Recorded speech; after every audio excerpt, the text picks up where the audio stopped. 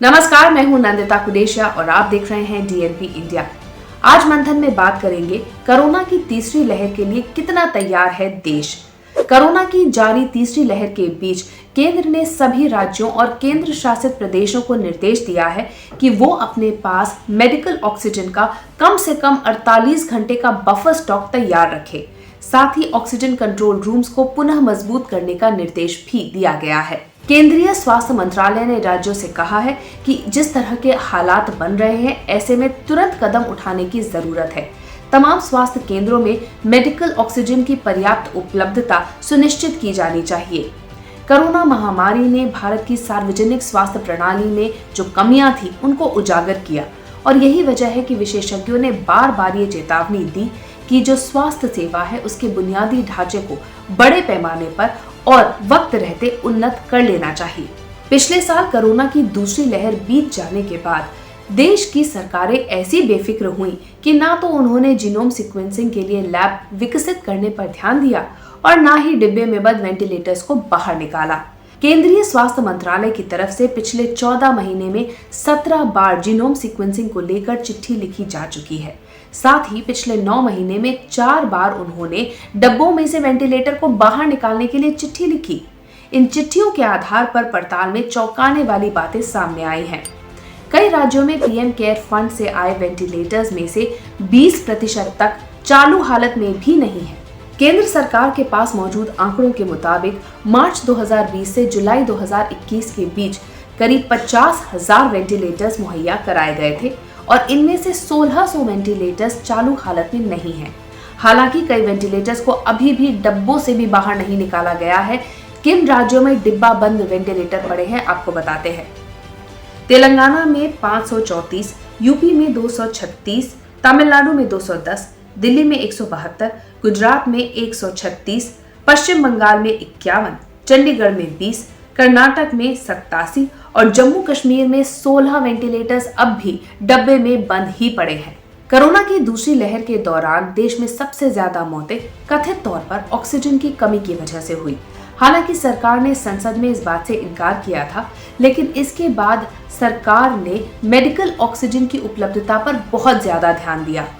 Corona महामारी के गंभीर मरीजों के लिए जरूरी मेडिकल ऑक्सीजन की क्षमता अक्टूबर 2020 से नवंबर 2021 के बीच करीब 28% बढ़ गई। देश में 3,236 ऑक्सीजन प्लांट हैं। इनकी क्षमता 3,783 मैट्रिक टन है। केंद्रीय स्वास्थ्य राज्य मंत्री भारती प्रवीण पवार ने 3 दिसंबर 2021 को लोकसभा में बयान दिया। बताया कि नवंबर में ऑक्सीजन की क्षमता 6,876 टन प्रतिदिन से बढ़ाकर 8,778 टन प्रतिदिन हो गई है। केंद्र सरकार ने 1,563 PSA ऑक्सीजन उत्पाद संयंत्रों को मंजूरी दी है। कुछ ऐसी ही स्थिति जीनोम सीक्वेंसिंग के मामले में भी हुई। शुरुआत में देश में सिर्फ 10 लैब्स में सीक्वेंसिंग की जा रही थी। जुलाई 2021 तक इन लैब्स की संख्या बढ़कर 28 हो गई। इसके बाद से सरकारों से लगातार लैब से जुड़े बुनियादी ढांचे को विकसित करने के लिए चिट्ठियां लिखी जा रही थी। वीडियो कॉन्फ्रेंसिंग के जरिए मौखिक तौर पर भी कहा जा रहा था। बावजूद इसके 9 जनवरी 2022 तक इन लैब्स की संख्या सिर्फ 38 ही हो पाई। दिल्ली में 1,129 में से 172 वेंटिलेटर्स खराब थे। स्वास्थ्य विभाग के एक अधिकारी ने बताया कि तकनीकी रूप से ये वेंटिलेटर्स खराब हैं और इसकी जांच भी की जा चुकी है। हालांकि उन्होंने जांच की रिपोर्ट को साझा नहीं किया।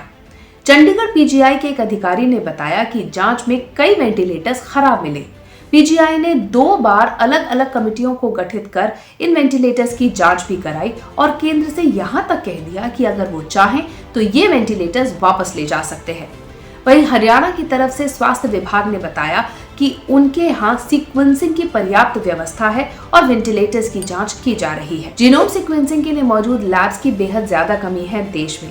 आप इस बात से ये अंदाजा लगा सकते हैं कि national centre for disease control का जो दिल्ली स्थित लैब है, उसमें दिल्ली, पंजाब, हरियाणा, हिमाचल प्रदेश, जम्मू कश्मीर, उत्तर प्रदेश, मध्य प्रदेश और उत्तराखंड तक से सैंपल्स यहीं आ रहे हैं दिल्ली वाले लैब में।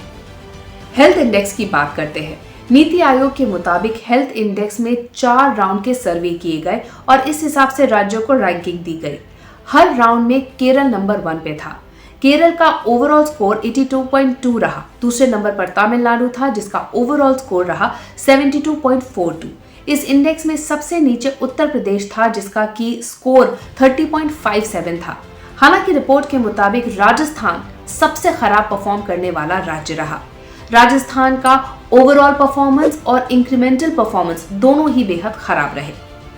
बहरहाल हमारी इस रिपोर्ट के बारे में आपकी क्या राय है कमेंट सेक्शन में जरूर लिखिएगा।